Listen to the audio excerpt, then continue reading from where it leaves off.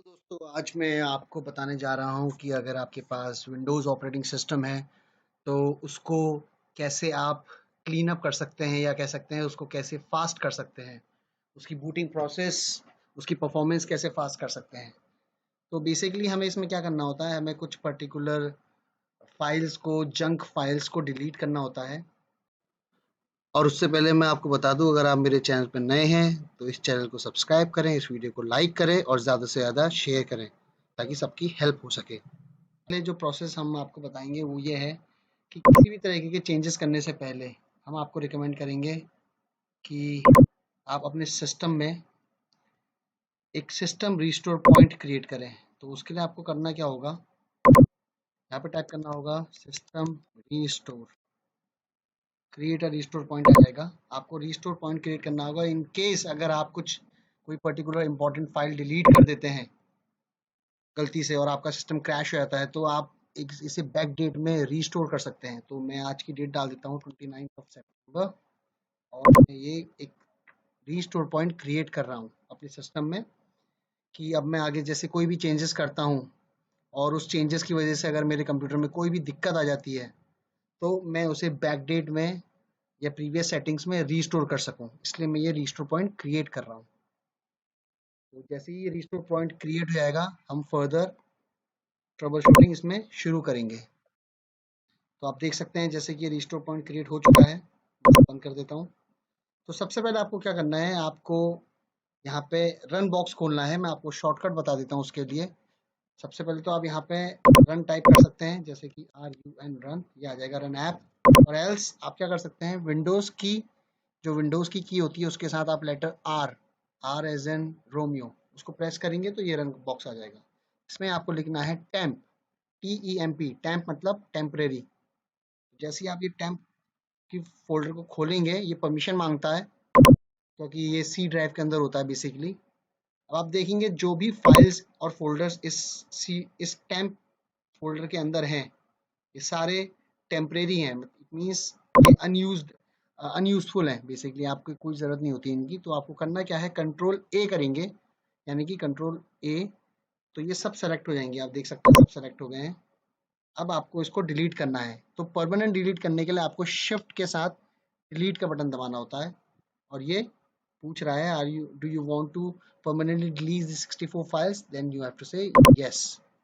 Yes कहते के साथ ही ये पूछेगा कुछ एडमिनिस्ट्रेटर परमिशंस, तो आपको कंटिन्यू करनी है। जैसा कि आप देख सकते हैं ये डिलीट हो गई है और कुछ पर्टिकुलर फाइल जो यूज में होती है करंट में वो इसको स्किप कर देगा, तो आप स्किप कर सकते हैं। That's it. ये टेम्परेरी फाइल्स आपकी डिलीट हो चुकी हैं, आप देख सकते हैं सब डिलीट हो गई हैं। सेकेंड फोल्डर जो होगा अगेन रन में ही जाना है आपको, उसमें लिखना है प्रीफेच।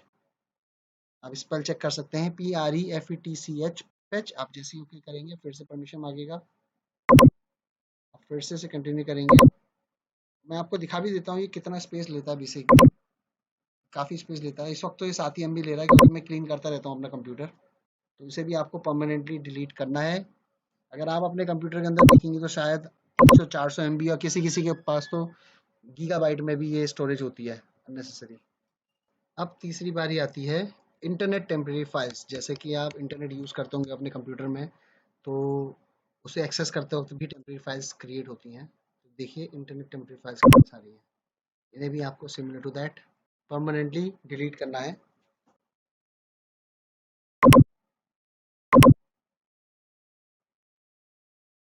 That's it.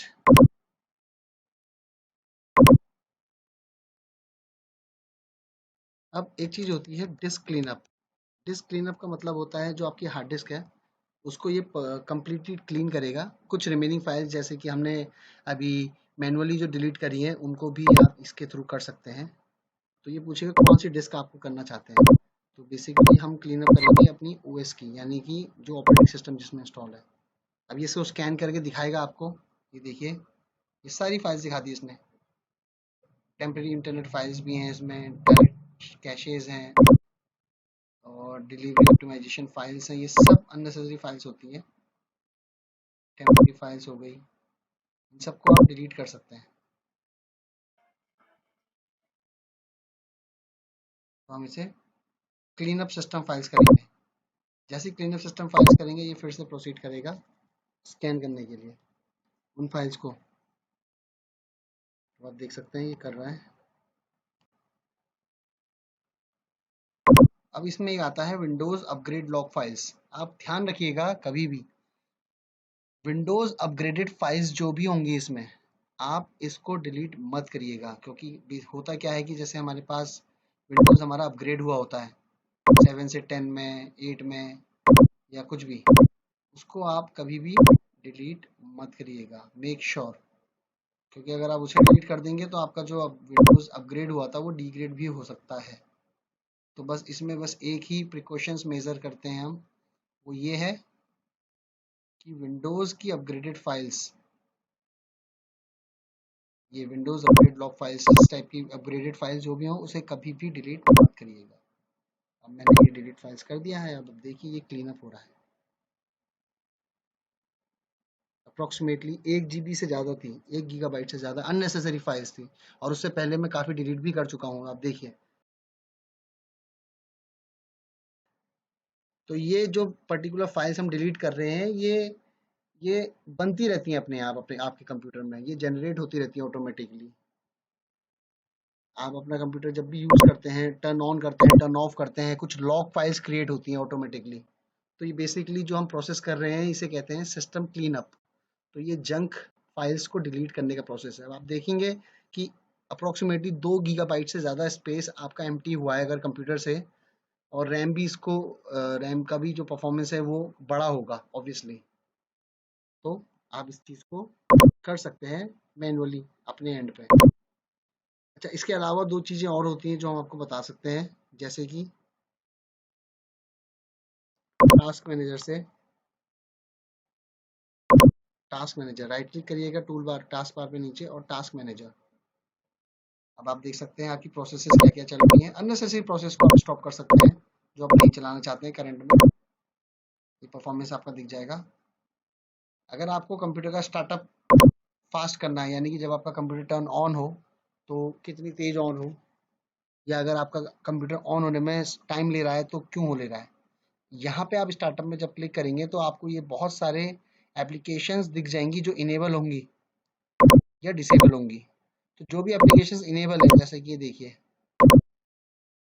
ये वो इस एप्लीकेशंस है, वो एप्लीकेशंस इनेबल्ड हैं जो आपका कंप्यूटर ऑन होता है और ऑन होते के साथ ही ये अपने आप चालू हो जाती हैं एप्लीकेशंस। अगर आप चाहते हैं ये एप्लीकेशंस चालू ना हो अपने आप तो आप इसे डिसेबल कर सकते हैं। जैसे वंडरशेयर स्टूडियो मुझे नहीं चाहिए तो मैं इसे डिसेबल कर दूंगा, ये डिसेबल हो गया, यानी कि मैं अपना कंप्यूटर जब ऑन करूंगा तो ये अपने आप नहीं खुलेगा।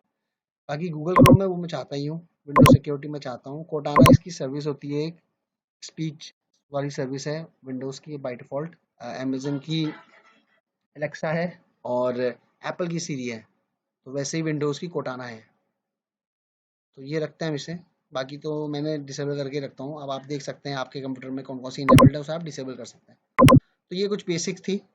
आप इसके बाद अपना कंप्यूटर को नॉर्मली रीस्टार्ट कर सकते हैं। That's it, thank you very much. और हाँ दोस्तों, इस वीडियो को लाइक, शेयर और कमेंट करना ना भूलें और चैनल को सब्सक्राइब करें।